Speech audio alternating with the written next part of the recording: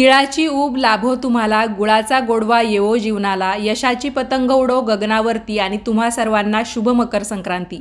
नमस्कार मंडळी, मी शीतल आणि तुम्ही पाहताय दिल्लीकर मराठी। या व्हिडिओमध्ये मी तुम्ही मकर संक्रांतीच्या बाबतीत जे प्रश्न विचारले होते त्या प्रश्नांची उत्तरं देणार आहे। जसं की मागचा आपला मकर संक्रांतीचा व्हिडिओ होता, त्या व्हिडिओमध्ये तुम्ही मला हे विचारलेलं आहे की यंदाची संक्रांत काळ्या रंगावर आहे, तर या संक्रांतीला आपल्याला काळ्या रंगाचे कपडे घालता येणार नाही का। दुसरा प्रश्न असा होता की ज्यांची पहिली संक्रांत आहे, म्हणजे एखादं नवीन बाळ जन्माला आलं असेल तर त्याची साहजिक ही पहिली संक्रांत असणार, किंवा ज्यांचं आत्ताच लग्न झालेलं आहे आणि त्यांची सुद्धा पहिली संक्रांत असणार, तर त्यांनी ही संक्रांत साजरी करायची नाही का। आणि तिसरा प्रश्न असा होता, तो होता बांगड्यांच्या बाबतीत, म्हणजे त्याबद्दल असं विचारलेलं आहे की संक्रांतीला बांगड्यांचे काही नियम असतात का, किंवा बांगड्यांचे सुद्धा काही शुभ रंग असतात का। तर या सर्व प्रश्नांची उत्तरं मी तुम्हाला या व्हिडिओमध्ये देईल, त्यासाठी व्हिडिओ शेवटपर्यंत पहा। चॅनेलवर नवीन असाल तर सबस्क्राईब करा आणि व्हिडिओ पाहत असताना सर्वांनी कमेंट्समध्ये लिहा ओम सूर्याय नमः, कारण मकर संक्रांती हा जो सण आहे तो सूर्यदेवांना समर्पित आहे। चला तर मग व्हिडिओला सुरुवात करते। सुरुवातीला मी तुम्हाला मकर संक्रांतीची अगदी थोडक्यात माहिती सांगते, त्यावरून मूळ विषयाची माहिती देते, जेणेकरून आता सध्या तुमच्या मनामध्ये जे प्रश्न आहेत त्या प्रश्नांची उत्तरं तुम्हाला अगदी चांगल्या पद्धतीने समजतील। बघा, जेव्हा एखाद्याच्या आयुष्यामध्ये काही वाईट घटना घडते तेव्हा आपण काय म्हणतो की त्याच्यावर संक्रांत आली, आणि संक्रांत आली या शब्दाचा अर्थ आपण सरळ मकर संक्रांतीशी जोडतो, जे अगदी चुकीचं आहे। बऱ्याच म्हणी किंवा बरेच वाक्प्रचार असे आहेत जे तुम्हाला सुद्धा माहिती आहे की त्यांचे आपण शब्दशः अर्थ घेत नाही। भलेही ती म्हण कोणत्याही प्रकारची असेल पण तिचा अर्थ जो आहे तो वेगळा असतो। म्हणून आपल्यापैकी बरेच वडीलधारे व्यक्ती आपल्याला नेहमी असं सांगत असतात, जेव्हा आपल्याला एखाद्या म्हणीचा अर्थ कळत नाही तेव्हा आपले वडीलधारे आपल्याला काय म्हणतात की अरे ती म्हण आहे, फक्त तिचा प्रत्यक्षात अर्थ वेगळा आहे। तर संक्रांत आली या शब्दाचा अर्थ जरी संकट येणं असा आहे, तरी पण मकर संक्रांती हा जो सण आहे तो सूर्याच्या राशी बदलाचा सण म्हणून आपण साजरा करतो, ज्यामध्ये सूर्य आपली धनुरास सोडून मकर राशीत प्रवेश करतो।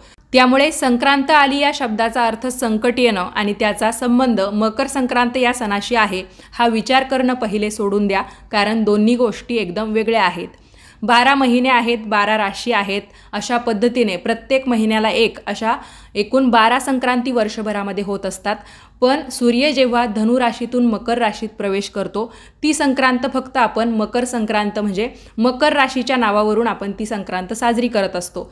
तर हीच संक्रांत एवढी खास का आहे, कारण हा जो काळ असतो तो सूर्याच्या उत्तरायणाचा असतो, आणि उत्तरायण काळापासून आपला जो काही दिवस असतो तो थोडा वाढत जातो, म्हणजे रात्र छोटी आणि दिवस वाढत जातो। आपल्याला हिवाळ्यामध्ये कसं वाटतं बघा की जसं की आपण अर्ध्या दिवसापर्यंत आपलं घरातलं किंवा काहीतरी काम आहे तेच आवरत होतो आणि इतक्यात संध्याकाळसुद्धा झाली।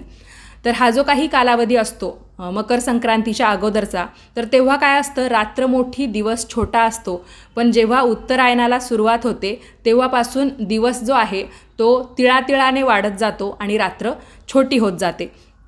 तर त्यामुळे म्हणजे हा दिनमान वाढण्याचा जो काही कालावधी आहे तो आपण मकर संक्रांती म्हणून साजरा करतो। जुन्या काळच्या जर नोंदी बघितल्या तर त्यामध्ये असं आहे की एक कालावधी असा होता की तेव्हा 22 डिसेंबरला सुद्धा मकर संक्रांत आलेली आहे, जी आता आपण 14 किंवा 15 जानेवारीला साजरी करतो। त्यामुळे मी मागच्या व्हिडिओमध्ये हे सांगितलं होतं की उत्तरायण जे आहे ते मकर संक्रांतीपासून सुरू होतं, पण जुना काळ जो आहे तेव्हा मकर संक्रांत ही 22 डिसेंबरला सुद्धा आलेली आहे। त्यामुळे आज सुद्धा मकर संक्रांतीलाच उत्तरायण सुरू होतं असं म्हटलं जातं, आणि मकर संक्रांतीचा दिवस म्हणजे उत्तरायण सुरू होण्याचा दिवस। तर माझा सांगण्याचा उद्देश तोच होता। मागच्या व्हिडिओमध्ये खूप जणांनी असे उलटसुलट प्रश्न केले किंवा काही मनाला लागतील अशा कमेंट्स केल्या, पण त्याचा अर्थ पहिल्यांदा तुम्ही समजून घ्या। तुम्ही सुद्धा पूर्ण माहिती काढत जा आणि त्यानंतर तुम्हाला कमेंट्समध्ये बोलण्याचा पूर्ण अधिकार आहे। मकर संक्रांतीच्या एका पौराणिक कथेनुसार शंकरासूर नावाचा राक्षस जनतेला खूप त्रास द्यायचा आणि या राक्षसाला देवीने ठार मारलं होतं। त्यानंतर तिथली जनता एकदम शांतपणे जीवन जगू लागली आणि लोक या देवीला संक्रांती देवी म्हणून संबोधू लागले। नाहीतर संक्रांती देवी ही दुसरी तिसरी कुणी नसून साक्षात देवी जगदंबाच आहे। आपण संक्रांतीच्या दुसऱ्या दिवशी जी काही कर म्हणजे किंक्रांत म्हणून पाळतो, ज्या दिवशी आपण बरीचशी कामं करत नाही, तर या दिवशी देवीने किंक्रासुराचा वध केलेला आहे, म्हणून या दिवसाला किंक्रांती म्हटलं जातं किंवा संक्रांतीची कर म्हटलं जातं. भोगीचा जो काही सण आहे, जो आपण संक्रांतीच्या आदल्या दिवशी साजरा करतो, तर या सणाला उपभोगाचा सण असं म्हटलं जातं. भोगीच्या दिवशी आपण तीळ लावलेली बाजरीची भाकरी आणि हिवाळ्यामध्ये ज्या काही भाज्या उपलब्ध होतात त्यापैकी बऱ्याचशा भाज्या एकत्र करून एक भाजी बनवतो, जिला भोगीची भाजी असं म्हटलं जातं. आणि भोगीच्या दिवशी जो कोणी ही भोगीची भाजी आणि भाकरी खातो तर त्याला कधीही आजारपण येत नाही किंवा वर्षभरामध्ये आपण बऱ्याच वेळा जर आजारी पडत असू तर त्याचं प्रमाणसुद्धा कमी होतं, इतकी ही बहुगुणी भोगीची भाजी असते. संक्रांतीच्या पुण्यकाळामध्ये नवीन भांडं, गाईला घास, अन्न, तीळ भरलेलं भांडं, तिळाचे पदार्थ, लोकरीचे वस्त्र, तूप, सोनं, भूमी, गाय, कपडे इत्यादी उपयुक्त वस्तू गरजू लोकांना दान म्हणून द्याव्यात असं सांगण्यात येतं. मकर संक्रांतीच्या दिवसात काही जण अतिशय चुकीच्या अफवा पसरवतात, त्यामुळे अफवांवर कुणीही विश्वास ठेवू नका. मकर संक्रांत ही वाईट नसते, अशुभ नसते, त्यामुळे संक्रांतीला घाबरण्याचं काहीच कारण नाही. उलट मकर संक्रांत अगदी आपण आनंदाने साजरी करायला हवी. कुणाशी आपले मतभेद झाले असतील, कुणाशी भांडण झालं असेल, कुणाशी तुम्ही अबोला धरला असेल तर मकर संक्रांतीच्या दिवशी त्या व्यक्तीला प्रथम तिळगुळ द्या आणि म्हणा, तिळगुळ घ्या, गोड गोड बोला. यानंतर तुम्ही तुमचे हितसंबंध सुधारू शकता. सुरुवात तुम्ही तुमच्यापासून केली तर काही वावगं ठरणार नाही किंवा तुम्ही त्यामुळे लहान होणार नाही.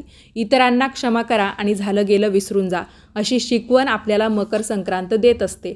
हा गोड सण आपण अगदी आनंदाने, उत्साहाने साजरा करायचा असतो. याला आपण कोणत्याही पद्धतीने वाईट समजायचं अजिबात कारण नाही. यंदा आपल्याला 15 जानेवारी 2024ला मंगळवारच्या दिवशी मकर संक्रांत साजरी करायची आहे.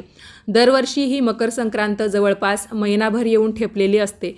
तोच संक्रांतीने यावर्षी कोणतं वस्त्र परिधान केलेलं आहे, त्याचा रंग कोणता, संक्रांतीचं वाहन कोणतं, संक्रांतीच्या हातातली शस्त्रास्त्र कोणती, किंवा मग संक्रांत काय खात आहे, ती काय भक्षण करत आहे, तिचं नाव काय, त्याचबरोबर यावर्षी कोणत्या गोष्टींमध्ये संक्रांतीने शुभ संकेत सांगितलेले आहे, अशा बऱ्याच गोष्टींची चर्चा होते आणि त्यावरून वेगवेगळे तर्कवितर्क काढले जातात.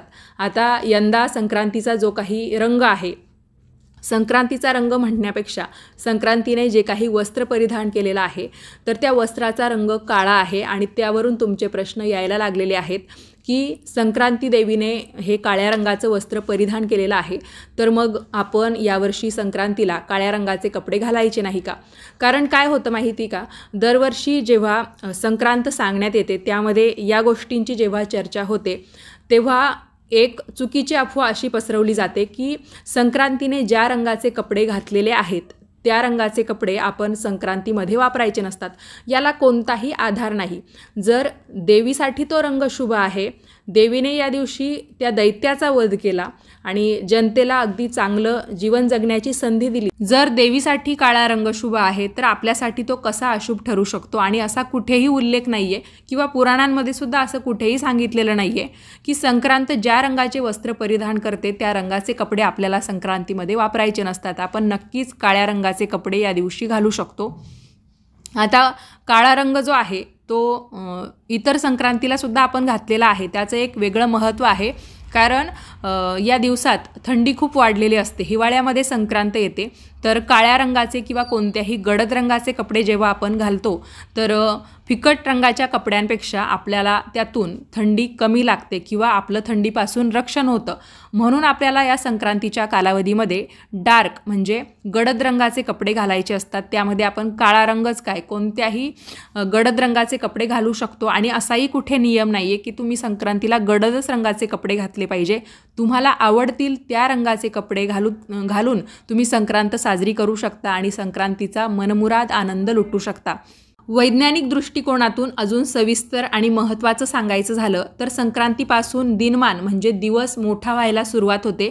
जो अगोदर आपल्याला छोटा वाटत होता आणि रात्र मोठी वाटत होती, आता याच्या उलट होणार आहे. दिवस तिळातिळाने वाढत जाणार आहे, म्हणजे हळूहळू मोठा होत जाणार आहे आणि रात्र आपल्याला पहिल्यापेक्षा अजून लहान वाटायला लागेल.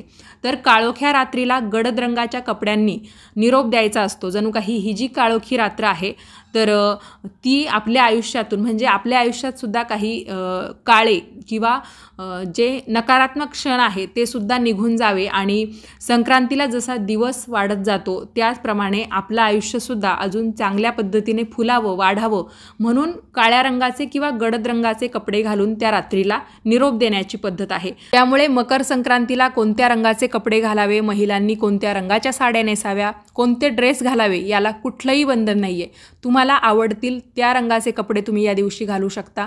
महिलासुद्धा जी साडी आवडेल ती साडी तुम्ही मकर संक्रांतीला हवं तर नवीन घ्या आणि त्या रंगाची साडी नेसून तुम्ही मकर संक्रांत अगदी उत्साहाने साजरी करा। तुम्हाला कोणत्याही प्रकारचं संकट येणार नाही। आणि एका वृत्तपत्राने तर स्वतः कबूल केलेलं आहे, नवरात्रीमध्ये जे काही रंग ठरवले जातात किंवा संक्रांतीमध्ये जे काही संक्रांतीचे रंग ठरवले जातात तर त्यांनी ही जी युक्ती किंवा क्लुप्ती कशासाठी वापरली होती तर त्यांच्या वृत्तपत्राचा खप वाढावा त्यामुळे त्यांनी ही युक्ती वापरली होती। आणि तेव्हापासून हे जे रंग असतात संक्रांतीचे रंग किंवा वटपौर्णिमेचे रंग तर या ज्या अंधश्रद्धा आहेत त्या खूप जास्त फोपावल्या आहेत। नवरात्रीमध्ये जे काही शुभ रंग असतात तर त्यामध्ये 9 दिवस असतात आणि देवीला वेगवेगळ्या रंगाची साडी त्या दिवशी नेसवली जाते आणि त्या रंगांचा खरोखर काहीतरी अर्थ आहे म्हणून नवरात्रीचे शुभ रंग आपण पाळतो आणि ते खरोखर असतात। मात्र संक्रांत असेल वटपौर्णिमा असेल यासाठी कोणतेही शुभ रंग नाही आहे। तुम्हाला आवडतील त्या रंगाचे कपडे तुम्हाला या दिवशी घालायचे आहे। एक छोटंसं उदाहरण मी तुम्हाला सांगते ज्यावरून तुम्हाला खूप चांगल्या पद्धतीने ते पटेल। तुम्ही तुळजापूरला गेला असाल तर तुम्हाला हेही बघायला मिळालं असेल की आई तुळजाभवानीला दररोज वेगवेगळ्या रंगाची साडी नेसवली जाते आणि या एवढ्या साड्यांचं करणार काय तर या साड्या जवळच्याच दुकानांमध्ये विकायला ठेवल्या जातात आणि जेव्हा महिला भाविक दर्शनाला येतात तर आवर्जून म्हणजे आता बऱ्याच जणांना ते माहिती झालेलं आहे की देवीच्या अंगावरच्या साड्या इथे इथे विकायला ठेवल्या जातात आणि आपल्याला सुद्धा देवीच्या अंगावरची साडी नेसायला मिळावी म्हणून किंमत जी असेल ती देऊन महिला त्या साड्या विकत घेतात आणि घरी येऊन नेसतात सुद्धा। तर देवीच्या अंगावरच्या साड्या आपण नेसू शकतो। तर संक्रांती देवीसुद्धा जगदंबेचंच रूप आहे। तिने जर काळ्या रंगाचं वस्त्र परिधान केलेलं असेल तर आपल्याला काळ्या रंगाचे कपडे या दिवशी घालायला कोणतीही अडचण नाही आहे। तसं पण इथून मागे सुद्धा एखाद्या मुलीची पहिली संक्रांत असेल किंवा होणाऱ्या सुनेला जर काही वौसा पाठवायचा असेल किंवा लहान मुलांचं बोरन्हाण करायचं असेल तरीसुद्धा काळ्या रंगाचे कपडे त्यावेळेस घातले जातात किंवा मुलीलासुद्धा तशी काळ्या रंगाची साडीसुद्धा पाठवली जाते। कारण जे काही हलव्याचे दागिने असतात ते गडद रंगाच्या साडीवर किंवा कपड्यांवर अगदी उठून दिसतात म्हणूनसुद्धा गडद रंगाचे किंवा काळ्या रंगाचे कपडे संक्रांतीला घालण्याची पद्धत आहे। संक्रांतीची ही जी माहिती असते ज्याला आपण म्हणतो की संक्रांत कशावर आहे, जेव्हा आपण कुणालाही विचारतो बघ बरं यंदाची संक्रांत कशावर आहे तर त्यामध्ये जी काही माहिती असते संक्रांतीचं नाव काय, वाहन काय, उपवाहन काय, तिच्या हातातली शस्त्रास्त्र कोणती किंवा मग ती काय भक्षण करत आहे, या वर्षीची शुभ फळं काय आहे, कशाचं दान करावं तर ही जी माहिती आहे त्या माहितीचा वापर चुकीच्या पद्धतीने केला जातो आणि त्यामुळे अशा शंका कुशंका प्रत्येक महिलेच्या किंवा पुरुषाच्या मनात तयार होतात। जास्तीत जास्त महिलाच याला बळी पडतात आणि मग म्हटलं जातं किंवा मग अशा पद्धतीने विचारलं जातं की खरंच काळा रंग अशुभ आहे का। काळा रंग कोणत्याही प्रकारे अशुभ नाही आहे। हिंदू धर्मशास्त्रामध्ये काही ठिकाणी काळा रंग वर्ज्य केला जातो पण त्याला कारणंसुद्धा तशी असतात म्हणून प्रत्येक ठिकाणी काळा रंग अशुभ आहे असं मानणं चुकीचं ठरेल। काळ्या रंगामध्ये तमोगुण घनीभूत करण्याची क्षमता आहे। वातावरणात ज्या काही नकारात्मक गोष्टी किंवा नकारात्मक स्पंदनं असतात ती ग्रहण करण्याची क्षमता कोणत्या रंगात असेल तर ती सर्वात अधिक काळ्या रंगातच आहे। वाईट कृत्य करणारी लोकंसुद्धा काळ्या रंगाचा वापर यासाठीच जास्त करतात, बाळाला दृष्ट लागू नये म्हणून किंवा मग बाळांच्या डोळ्यांमध्ये आपण जे काही काजळ घालतो तर ते सुद्धा काळ्या रंगाचं असतं। दृष्ट लागू नये म्हणून आपण त्यांना काजळाचा टिपका देतो किंवा मग काळ्या रंगाचा धागा बांधतो। जे पुरुष आहेत ते करगोटा किंवा करदोडा बांधतात तर तो सुद्धा काळ्या रंगाचाच असतो। लाल रंगापेक्षा काळ्या रंगाच्याच करगोट्याचा वापर जास्त केला जातो।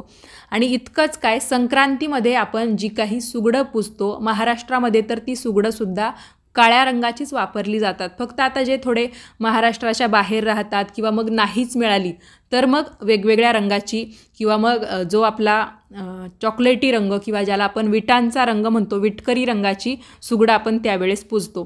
पण मग आपल्याला सुगडंसुद्धा काळ्या रंगाची चालणार नाही, काळा रंग इतका अशुभ असेल तर. त्यामुळे काळ्या रंगाबाबत तुम्ही कोणत्याही अंधश्रद्धा तुमच्या मनामध्ये ठेवू नका. काळा रंग कोणत्याही रंगामध्ये कधीच मिसळला जात नाही. बाकी सगळे रंग एकमेकांमध्ये आपण मिक्स केले तर एक वेगळा रंग तयार होऊ शकतो, पण काळा रंग कोणत्याही रंगामध्ये मिसळत नाही, तो काळाच राहतो. आणि आपण श्रीकृष्ण असतील, श्रीहरी विठ्ठल असतील किंवा श्री व्यंकटेश असतील, त्यांची रूपं बघितली तर त्यांचासुद्धा रंग आपल्याला काळा दिसतो. देवाचा स्वतःचा रंग जर काळा असेल तर देवीने समजा काळ्या रंगाचं वस्त्र परिधान केलेलं आहे संक्रांतीच्या या काळामध्ये, तर ते सुद्धा आपल्याला अशुभ आहे असं म्हणून चालणार नाही. कारण आपण नकारात्मक गोष्टी ग्रहण करायच्या की सकारात्मक गोष्टी ग्रहण करून आनंदी व्हायचं हे आपापल्या स्वतःने आपण ठरवायचं आहे. त्यामुळे काळ्या रंगाबाबत तुमच्या मनामध्ये ज्या काही शंका कुशंका किंवा कुठे तुम्ही ऐकलं असेल तर ते तुम्ही खोटं आहे म्हणून सोडून द्यायचं आहे. वस्त्रांच्या बाबतीत तुम्हाला समजलं, आता बांगड्यांच्या बाबतीत सांगते. दरवर्षी मकर संक्रांतीला नवीन बांगड्या भरण्याची पद्धत आहे. प्रत्येक सुवासिनी स्त्री असेल किंवा कोणतीही स्त्री असेल की मकर संक्रांत आलेली आहे, आपल्याला हळदी कुंकू करायचं आहे, मग चला आता आपण नवीन बांगड्या भरूया. आजकालच्या ज्या महिला आहेत त्या जशी साडी किंवा जसा ड्रेस त्या रंगाच्या बांगड्या घालतात, त्यामुळे तुम्ही कोणत्याही रंगाच्या बांगड्या घालू शकतात. पण आपल्याकडे जे काही सणवार साजरे होतात किंवा व्रतवैकल्य केले जातात तर त्यामध्ये काचेच्या बांगड्यांना जास्त महत्त्व आहे. त्यातल्या त्यात हिरवा रंग, लाल रंग यांना जास्त महत्त्व आहे. तरी पण प्रत्येक स्त्री आपापल्या आवडीच्या रंगाच्या बांगड्या आपल्या हातामध्ये घालत असते. त्यामुळे तुम्हाला बांगड्यांच्या बाबतीत सुद्धा कोणतेही रंग शुभ आहेत किंवा कोणतेही रंग अशुभ आहेत अशा प्रकारच्या अंधश्रद्धा पाळायच्या नाही आहेत. तुम्हाला ज्या रंगाच्या बांगड्या आवडतील त्या तुम्ही घालू शकता. फक्त सणावारांच्या बाबतीत तुम्हाला माहिती आहे की आपण काचेच्या बांगड्यांना जास्त महत्त्व देतो, तर त्या तुम्ही घातल्या तर योग्य राहील. बाकी तुम्ही काळ्या रंगाच्या बांगड्या घालू नका किंवा मग लाल रंगाच्या घालू नका किंवा मग देवीने यावर्षी काळ्या रंगाचं वस्त्र परिधान केलेलं आहे मग काळ्या रंगाच्या बांगड्या घालू नका. तर अशा कोणत्याही प्रकारच्या ज्या काही अफवा असतील, जसं की संक्रांतीचे हे शुभ रंग आहेत, याच रंगाच्या बांगड्या घाला, तर याच्यावर तुम्हाला अजिबात विश्वास ठेवायचा नाही आहे. महाराष्ट्रात तरी हिरव्या रंगाच्या बांगड्या किंवा नवरीला हिरव्या रंगाचा चुडा घातला जातो, पण आपण दुसऱ्या राज्यांमध्ये गेलो तर पांढऱ्या रंगाची सुद्धा बांगडी, ज्याला शंखापोला म्हटलं जातं, तर त्या घालण्याची पद्धत आहे. मध्य प्रदेशमध्ये तर काही सणवार व्रतवैकल्य वगैरे असतात तेव्हा काळ्या रंगाच्या बांगड्या घालण्याची पद्धत आहे. तर त्यांच्यासाठी म्हणजे जरी राज्य बदललं तरी पण माणसं आपण सगळी सारखीच आहोत, तर त्यांच्यासाठी त्या बांगड्या किंवा तो रंग शुभ असू शकत असेल तर आपल्यासाठी कसा काय तो अशुभ राहील, हा पण एक प्रश्न आहे. त्यामुळे बांगड्यांच्या बाबतीत सुद्धा तुम्हाला कोणत्याच अंधश्रद्धा किंवा अफवांवर विश्वास ठेवायचा नाही आहे. अजून एक प्रश्न हा पण येतोय की एखाद्या मुलीची जर पहिली संक्रांत असेल आणि यंदा संक्रांतीचा जो काही रंग आहे म्हणतात म्हणजे वस्त्राचा रंग काळा आहे, तर मग संक्रांतसुद्धा तिची साजरी करायची नाही का? आणि दुसरा प्रश्न असा आहे की लग्न झाल्यानंतर पहिलाच सण जर संक्रांत येत असेल तर तोही साजरा करायचा नसतो का? तर असं काही नाही आहे. संक्रांत जी आहे, जर लग्न झाल्यानंतर पहिला सण तुमचा येत असेल संक्रांती, तर बाकी सगळे संक्रांत साजरी करणार आणि त्या मुलीने संक्रांत साजरी करायची नाही, तर हे आपल्याला सुद्धा पटलं पाहिजे. त्यामुळे प्रत्येक सण, नवीन लग्न झालेलं असो किंवा लग्न होऊन जास्त वर्ष झालेले असतील किंवा नवीन बाळ जन्माला आलेलं असो, त्याची पहिली संक्रांत असो, प्रत्येकाने मकर संक्रांत अगदी आनंदाने आणि उत्साहाने साजरी करा. त्याचबरोबर रंग असतील किंवा बांगड्यांचे रंग असतील यावर सुद्धा तुम्हाला अफवांवर अजिबात विश्वास ठेवायचा नाही आहे. हेच मला तुम्हाला या व्हिडिओतून सांगायचं होतं. तर आजच्या व्हिडिओमध्ये मी तुम्हाला जी काही माहिती दिली ती तुम्हाला अतिशय उपयोगी येईल, त्यामुळे ती तुम्ही जास्तीत जास्त लोकांना शेअर करा आणि असे छान छान माहितीपूर्ण व्हिडिओज पाहण्यासाठी आजच दिल्लीकर मराठीला सबस्क्राईब करा. भेटूयात परत पुढच्याच नवीन व्हिडिओमध्ये. तोपर्यंत सर्वांनी काळजी घ्या. धन्यवाद.